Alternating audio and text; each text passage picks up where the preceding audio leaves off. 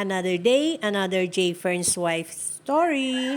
Pumunta nga ulit kami kahapon sa farm at nagdala ng madaming panali at itatali na ang mga baby stag na nasa range area. Pinaghuhuli na nga ni Richard nung gabi ang mga baby stag at inilagay sa tangkal para hindi na siya mahirapang hulihin kinabukasan ang mga itatali. Pati mga pulet ay nilagay na rin niya sa tangkal at pinaghiwalay na yung mga pangkatay na pulet at mga brood hen. Medyo umaambon kahapon ng umaga kaya akala ko hindi kami matutuloy magtali ng mga baby stag. Pero nung bago magtanghali na ay gumanda na ang panahon, umaraw na. Sa tabi ng kubo itinali ang lahat ng mga baby stag para mas madaling makita ni Richard pag napapahabid ang mga manok. Hindi pa kasi sila sanay sa tali pero ang ginawa ni J. Fern pagkatali ay sinabuga ng patuka kaya ayan, hindi nagtatatalon nung itinali na. Parang akala mo'y sanay na sa tali yung bagong taling stag. Ganyan lang pala ang technique. Kailangan sabuyan mo ng patuka para hindi sila magtatalon. At dahil nga medyo nag-uulan pa rin ngayon, binili na ni J. Fern si Richard na pag umulan ay itangkal muna ang mga bagong tali. Baka kasi sila lamigin lalo na kapag gabi. Sanay kasing nakahapon sa may bubong ang mga baby stag na yan. At kinabukasan nga, pupurgahin lahat ni J. Fern ang mga bagong taling baby stag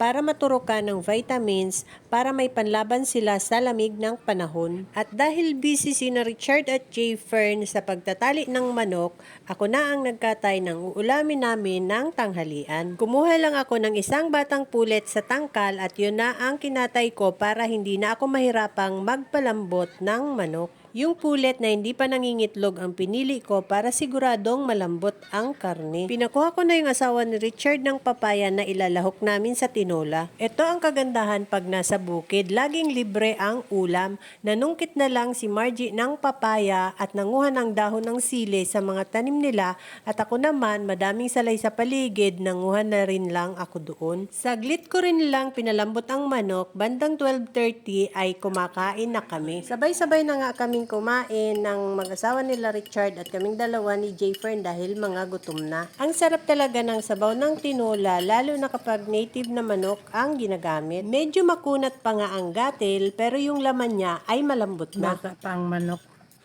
Bata yan, itim niya yan.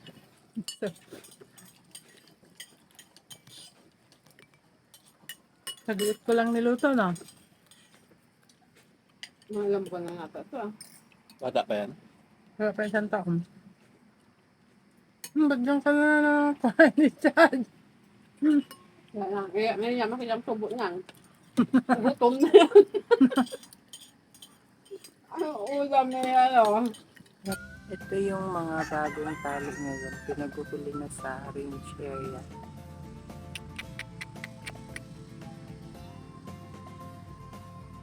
Ito din.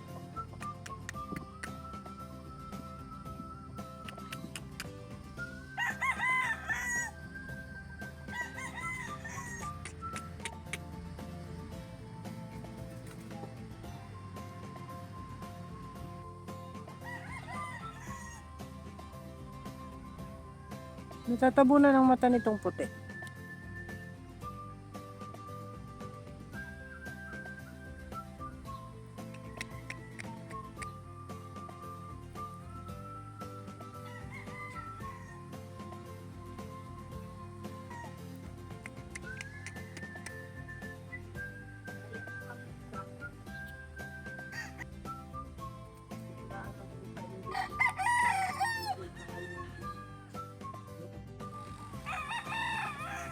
Medyo madami nang nakatali.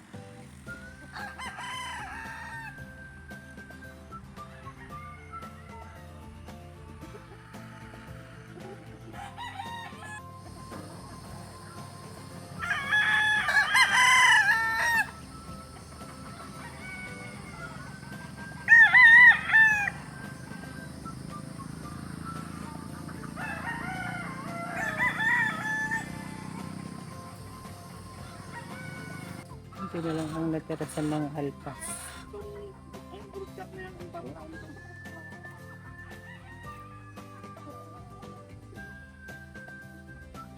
Bali 5 brood hen lang ang itinira ni J. Fern na nasa range area, yung iba dun lahat ay pang ulam na. 20 broodhen lahat ang natira, yung iba ay nandun sa likod bahay namin at sinasalang namin ngayon. Puro sweaters ang nakasalang namin ngayon. Eto namang isa, laging nasa taas dahil mangingitlog na.